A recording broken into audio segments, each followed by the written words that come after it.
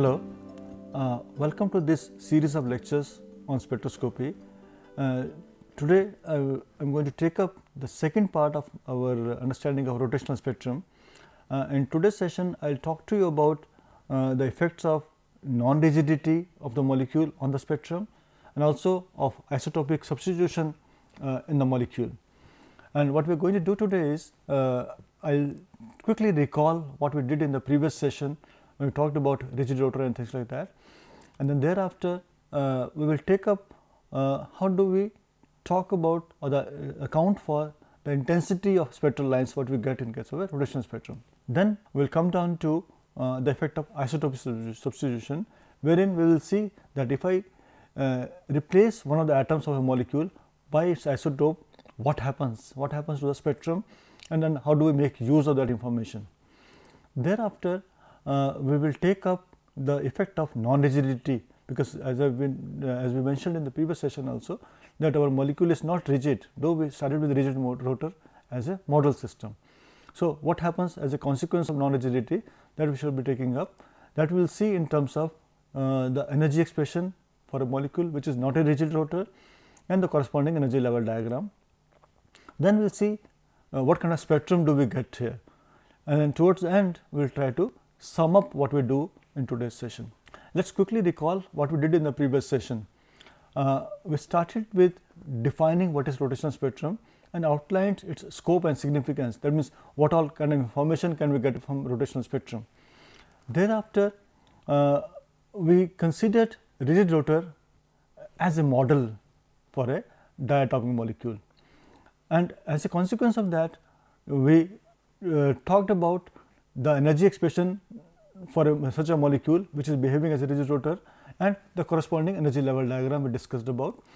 And thereafter we did talk about the prerequisites, that means what is the requirement for a molecule to show the spectrum, and then thereafter we took up the selection rules of a rotational spectra, and then we did explain the nature of the spectrum if the molecule happens to behave as a rigid rotor. And towards the end we used one of the sample spectra to determine the bond length of a simple molecule like carbon monoxide. Let us proceed. Let us talk about the intensity of spectral lines. You will recall that when we talked about the rotational spectrum of a diatomic molecule, considering the molecule to be a rigid rotor, we found that this spectrum consists of a series of equally spaced lines, and the spacing happens to be equal to 2 b bar, where b bar is the rotational constant. That is, we had a set of lines which are equally spaced there. Now, the question arises, what about the intensity of spectral lines? Because you will recall from our earlier episodes when we talked about the introduction to spectroscopy, we talked about that any spectrum has got three characteristics there. What is the position of the line or the signal coming there, what is the intensity, or what is the width, and so on and so forth. So, in the previous session we talked about the position, that where are the spectral lines going to come. We did not make any mention about the intensity. Now, let us try to raise that question and try to answer that. Now, the question is, are the lines of equal intensity or there is a variation in that? If there is a variation, what kind of variation is there and why of it? To do that, let us try to recall that, as just mentioned, that the intensity of a signal depends on three factors: the transition probability, the second is the population of the states involved, and third is the path length of the sample. Let us quickly take them one by one. You remember that the transition probability is a measure of allowedness of a given transition. What it means is that if I got energy levels and if I want to make a transition from a given level to another level, how likelihood is that transition to be? That means, if you remember, we talked about that we have to talk about the wave function of the energy level from where the transition is starting, the wave function of the level at which the transition is going to go, and then on the basis we try to compute what is called as a transition dipole moment. If that happens to be 0, we say transition is not allowed. If it happens to be 1, we say it is allowed. So, that is a general way of looking at transition probability.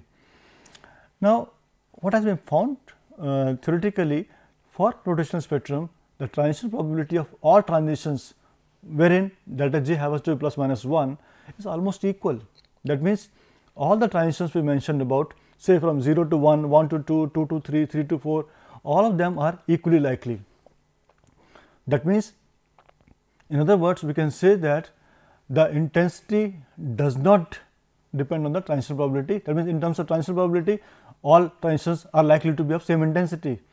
That means, we have to consider the other two factors, which happen to be the population of energy levels and the concentration of the molecules we are taking there, concentration of solution or whatever system we are talking about, what is the concentration there. We will come to that later on. Now, let us recall one more thing here. You remember that what happens is, if there is a transition which happens from say any two levels, say from energy level E1, E2 and E3, let there be three energy levels there. Now, suppose I am talking about two transitions, say from energy level E1 to E3 or from E2 to E3.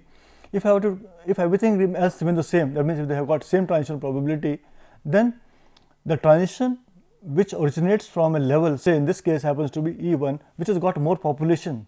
If this transition is to be there, this will be of higher intensity than the one which originates from E2, because this E2 level will have lower population. Now, in case of rotational transitions, what we see is that this is the same picture we seen earlier.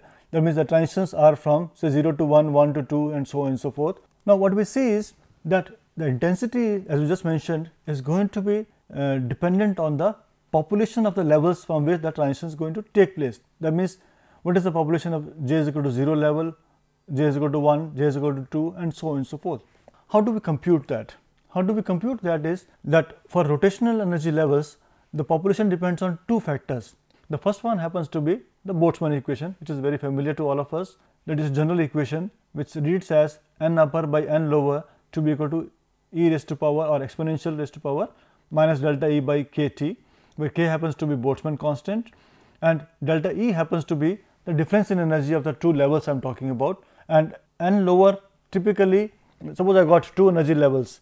So, if I start my transition from here to here, if I want to compare the two populations, the population of this level is going to be lesser than this one.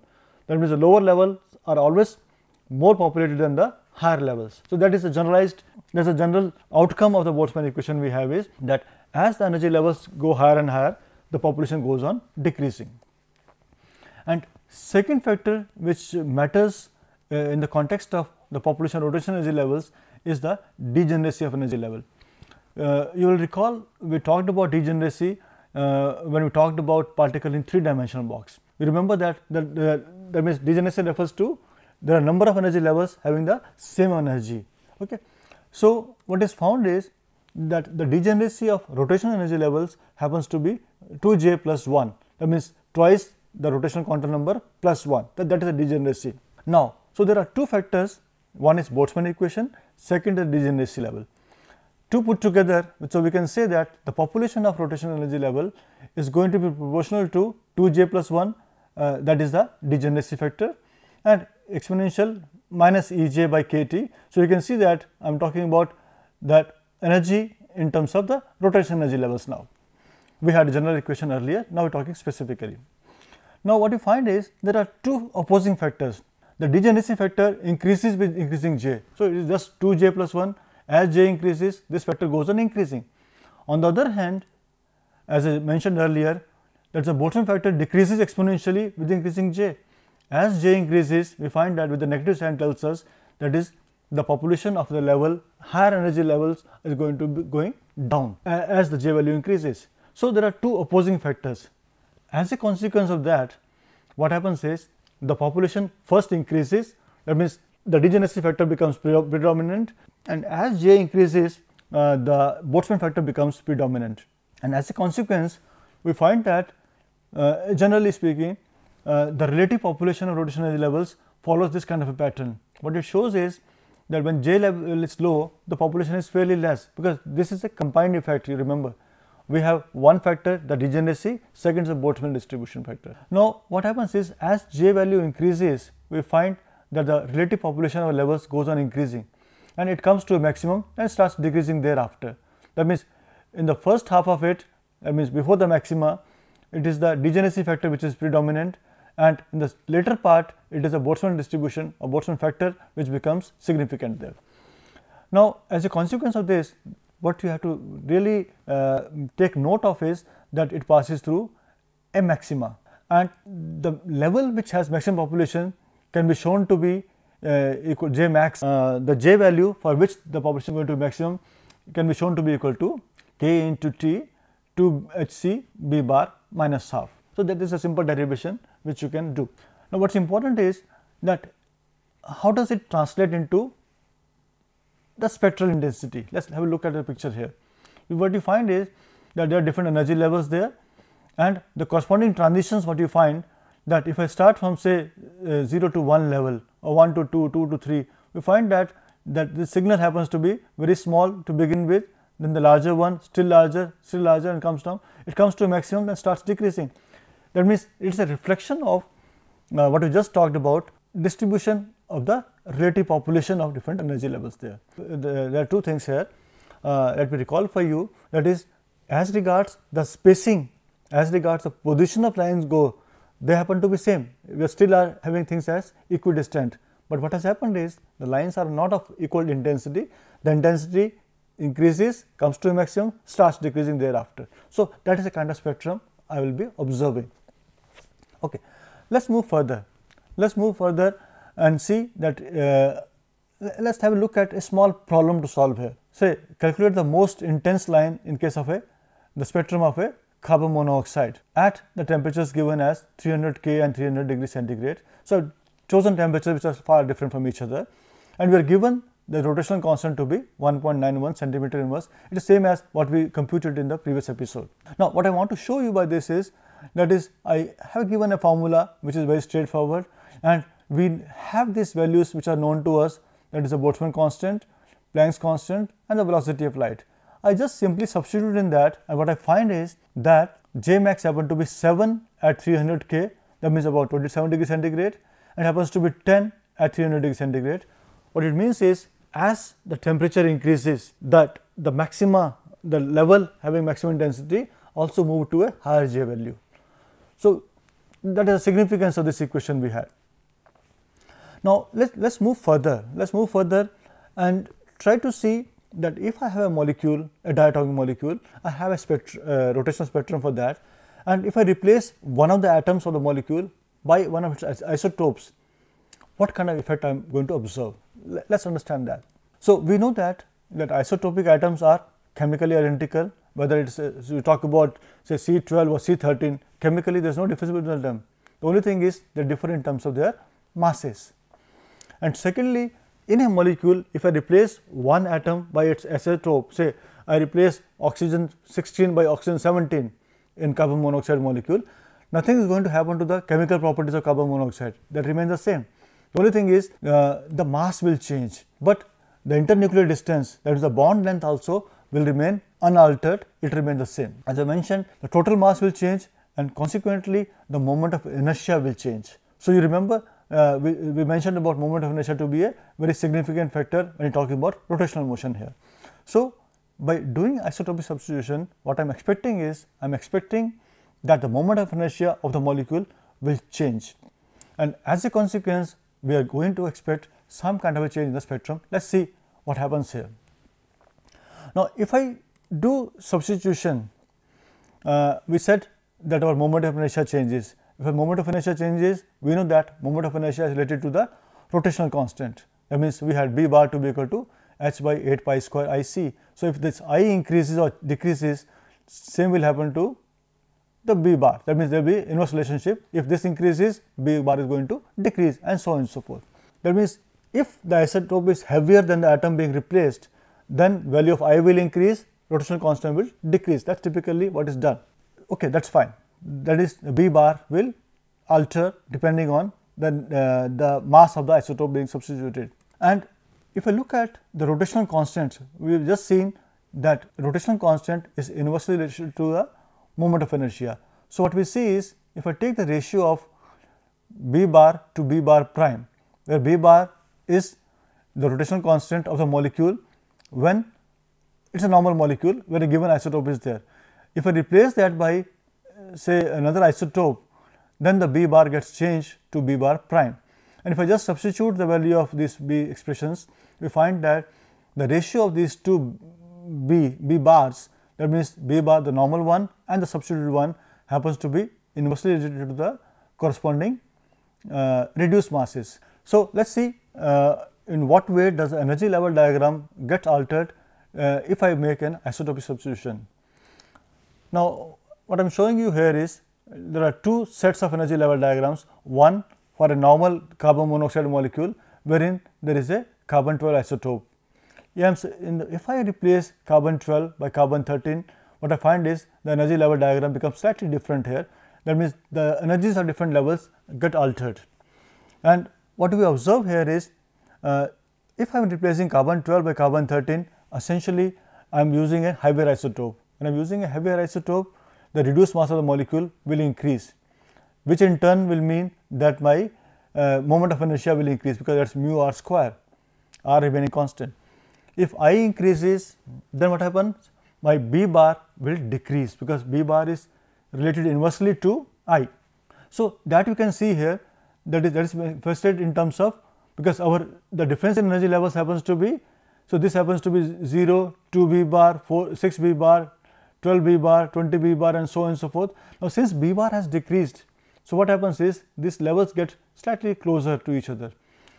In terms of spectrum, what you find is, say this is the normal spectrum we had here, the bold yellow colored lines here, that is the spectrum for my normal molecule carbon monoxide with carbon atom being C12. If I replace this by C13, what happens is the spectral lines shift. We find that they get narrower and narrower, because now this gap is not same as before. So, this shift will be a consequence of replacing a given atom by its isotope, and this is a significant shift here, because B bar now will become B bar prime.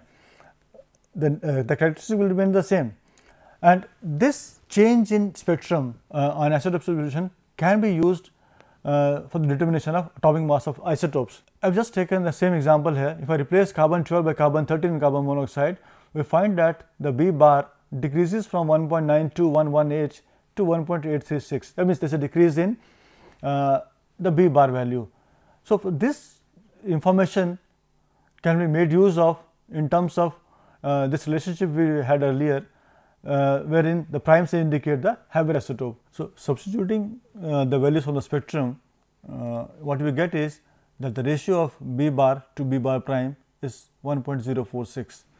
Let us equate this to the ratio of our reduced masses, and substituting the atomic masses of the isotopes here and equating it to 1.046, the experimental value of this ratio, what we find is we get an expression which can be solved for m prime, and in the process what we get is atomic mass of carbon 13 to be 13.007. This is in excellent agreement with the actual value, which happens to be 13.00335. That means the error is less than 0.02%. That is fairly good. So, in addition to getting the atomic masses of different isotopes, we can use rotation spectrum even to get the isotopic abundances of different isotopes of a given element. What we do is, in such a case, we compare the intensities of the lines. So, that gives you information about the isotopic abundances. Okay. Let us move further. Let us now talk about non-rigid rotator or non-rigid rotor. You remember that we have assumed so far that the diatomic molecule happens to be rigid with constant internuclear separation. But the question is it really rigid? Because we know that the molecule executes vibrational motion. We all know fairly well the molecule is not at rest ever, it is always vibrating. If it is vibrating, then of course this bond length does not remain constant, it keeps varying. And also besides this, if I go for higher J values, that means you remember that when J was equal to 0, the molecule is not rotating at all. When J is equal to 1, energy becomes more, molecule starts rotating. If I go on increasing J, what happens is I am giving more and more energy to the molecule, which means the molecule is going to rotate very fast. If it happens in that way, what we can expect is that there will be some kind of a distortion there. The molecule will try to spread out. Okay. So, what we expect is the molecule will distort. As a consequence, again the internuclear distance will not remain the same. So, that means both the cases we find that the bond length does not remain constant, or in other words we can say that the so-called assumption the molecule happens to be a rigid rotor is not in order. So, we have to bring in the non-rigidity. When we do that, by considering that a non-rigid rotor undergoes some kind of a centrifugal distortion, that means if I am rotating molecule very fast, it will try to go away from the center of the mass. Okay. So, that means it will spread out from there. If I do that, that is the way probably we can visualize it. That means suppose you have a molecule of this kind, this is atom 1, atom 2, the two are linked by a spring kind of a thing, which is not rigid rod, it is elastic, it can allow the vibration to take place. And secondly, what you are seeing is the molecule is rotating. If it is rotating and if J happens to be large, I expect the molecule to be undergoing some kind of a spreading out, distortion from the away from the center. Okay. That is called as a centrifugal distortion. If that be so, if I consider it, and this I can even demonstrate in terms of an experimental data here. The data is about a rotational spectrum of the analysis of rotational spectrum of hydrogen fluoride.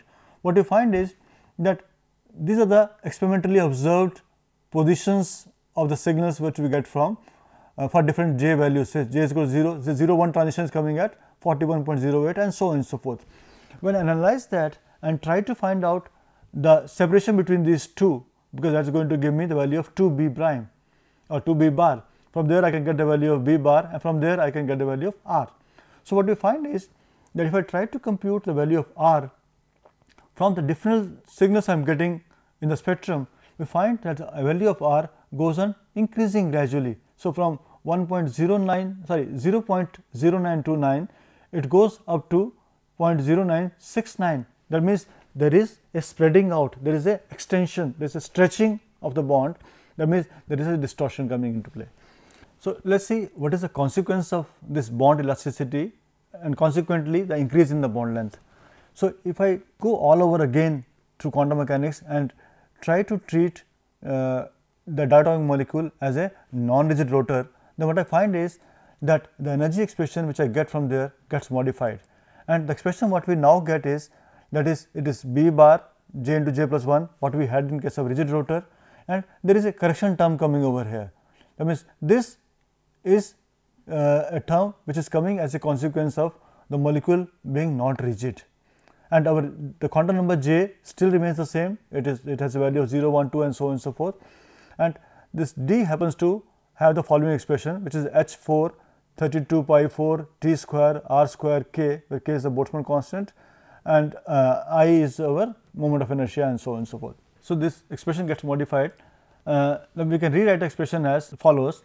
What you find is this D here, what you showed in the previous slide, is called as centrifugal distortion constant, and it happens to be much smaller than the rotational constant, because this B bar was why rotational constant, this has a large value. So, we have just seen it is 1.9 in one case or about 2 or little more than that, whereas D happens to be much smaller.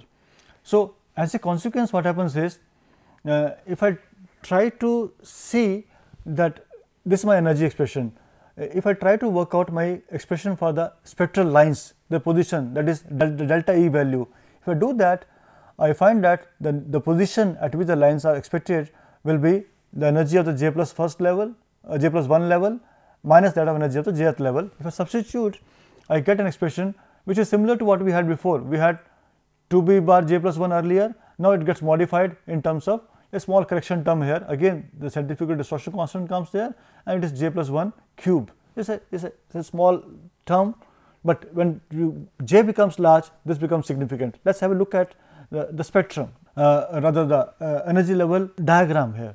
So, that is the kind of diagram we had. So, J is equal to 0, 1, 2 and so on and so forth level over there, and as we try to see here for a non-rigid rotor, initial few levels here, say 0, 1, 2, 3, 4, 5, 6, they will not be much different from what we had in case of a rigid rotor, because what we see is that this term here, when J is small, this term is not very, because D is very small, when J is small, this term is not significant enough, and what we get is this is the predominant term and the energy of different levels for different values of J does not change much. But as J becomes large, say 10, 11, 12, So, then this term becomes very significant.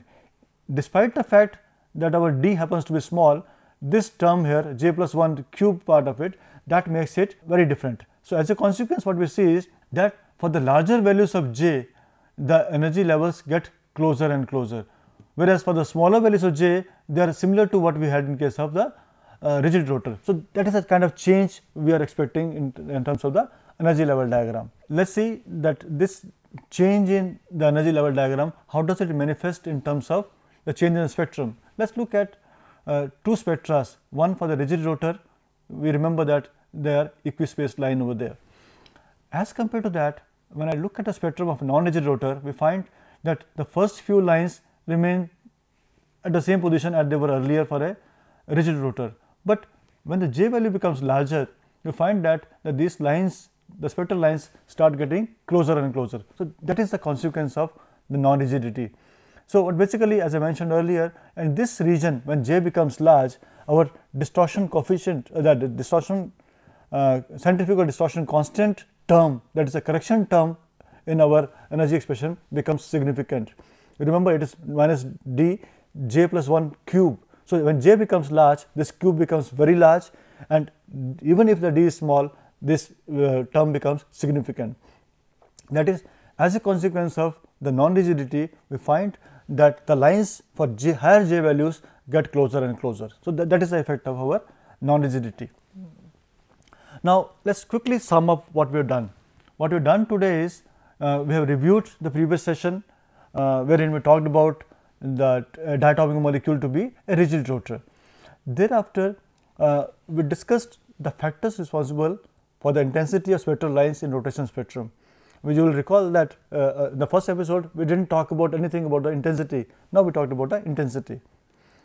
Thereafter, we explained the effect of isotopic substitution on the rotation energy levels and consequently the spectrum coming from there. Then we saw that how can isotopic substitution be used in the determination of isotopic masses, and then we argued for the non-rigidity of the molecule, because we talked about that the molecule is vibrating, and also for j values larger, the molecule is likely to get distorted. And thereafter we explained the consequences of elasticity of the bond in terms of the changes in the energy expression, and thereafter in terms of the energy level diagram, and consequently the resulting spectrum from there. So, that is all what you have done today. In the next session, we will talk about vibrational spectroscopy.